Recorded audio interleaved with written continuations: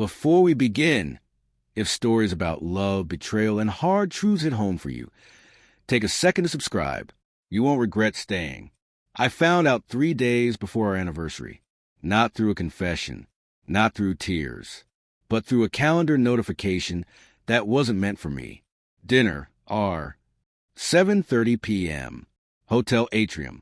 My wife, Lena, had left her phone on the kitchen counter while she showered. The screen lit up once, softly, like it hesitated. I wasn't snooping.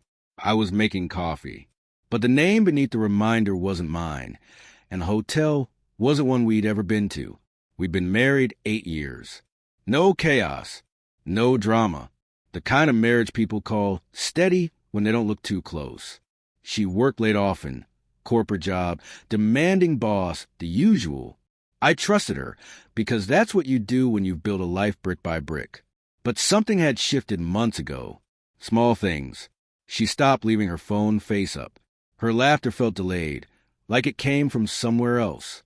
She started wearing perfume to work, something sharper, unfamiliar. That night, while she slept beside me, her breathing even, I stared at the ceiling and counted everything I'd ignored. The canceled weekends, the sudden gym routine, the way she'd say her boss's name, Ryan, too casually, like repetition could make it invisible. The next morning, I noticed her wedding ring wasn't on her finger. "It keeps slipping," she said, not meeting my eyes. Our anniversary plans were already set. Same restaurant as our first date. Same quiet promise of forever. She'd suggested postponing it because of work. I nodded like a fool who still believed effort was temporary and loyalty was permanent. That afternoon, curiosity beat denial. I opened her laptop. No passwords. She never thought she needed one. The emails weren't graphic. That hurt more. Inside jokes. Private meetings marked confidential. One message stood out. Sent at 1:12 a.m. I hate waiting. 3 days feels impossible. 3 days. The same number that echoed in my head all day. 3 days until our anniversary. 3 days until whatever this was became official. 3 days until my life split into before and after. I closed the laptop slowly, like noise might shatter something fragile. The question wasn't if she was cheating.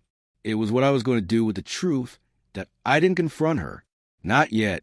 Instead, I watched. The way she moved through the house felt different once you knew, like an actress who'd rehearsed too long. She hummed while getting dressed, checked her phone every few minutes, smiled at messages she never shared.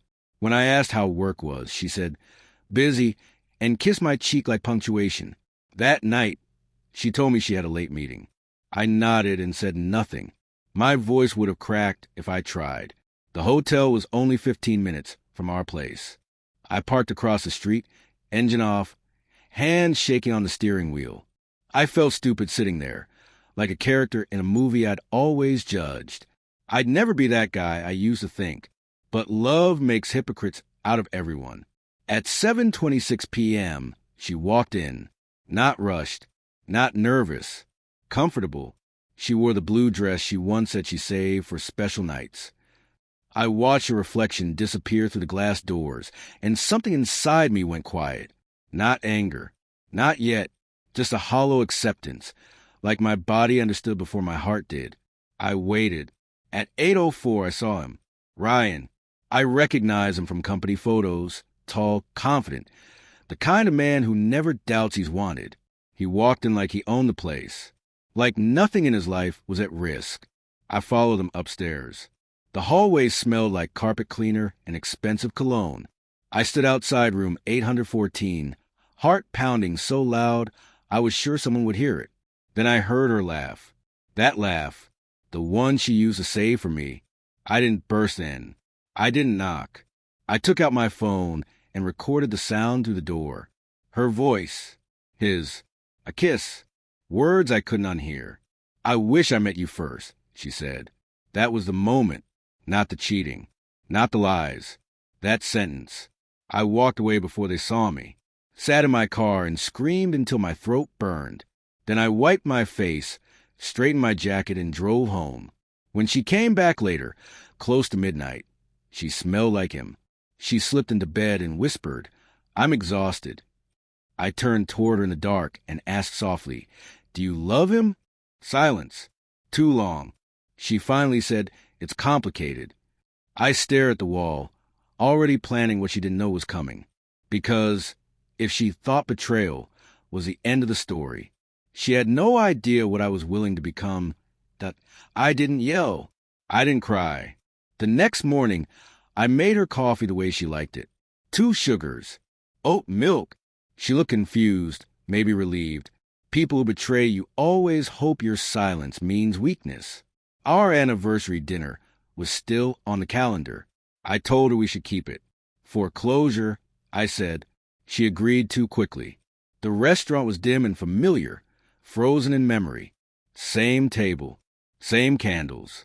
She kept twisting her napkin, glancing at the door like someone else might walk in. I let her talk. About work, about stress, about how she never meant to hurt me. Halfway through dessert, I slid my phone across the table. She pressed play. Her own voice filled the space between us. The hotel hallway. The laughter. That sentence. "I wish I met you first."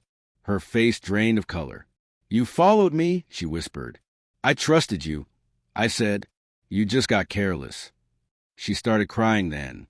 Real tears. Apologies stacking on top of each other, none of them landing. She reached for my hand, and for the first time in weeks, I pulled away. "I'm leaving him," she said. "I'll quit. I'll do anything." I stood up. "That's the thing," I said calmly. "You already did." I didn't tell her everything. Not then. 2 days earlier, I'd sent an email to HR, to legal, to the board. Screenshots, dates, policies highlighted. A relationship between a boss and a subordinate. Power imbalance. Evidence. Ryan was placed on leave that morning. By the end of the week, he was gone. Lena lost her job too. Not immediately. But reputations travel faster than resumes. The industry closed ranks. She blamed me, then herself, then no one. We divorced quietly. Months later, I ran into her at a grocery store. She looked smaller, tired. She asked if I hated her. "I don't," I said. "I just don't recognize you anymore." Revenge didn't heal me, but truth freed me. Some people don't cheat because they stop loving you. They cheat because they stop respecting the life you built together. If this story hit close to home, share your thoughts in the comments, and don't forget to subscribe for more real stories like this.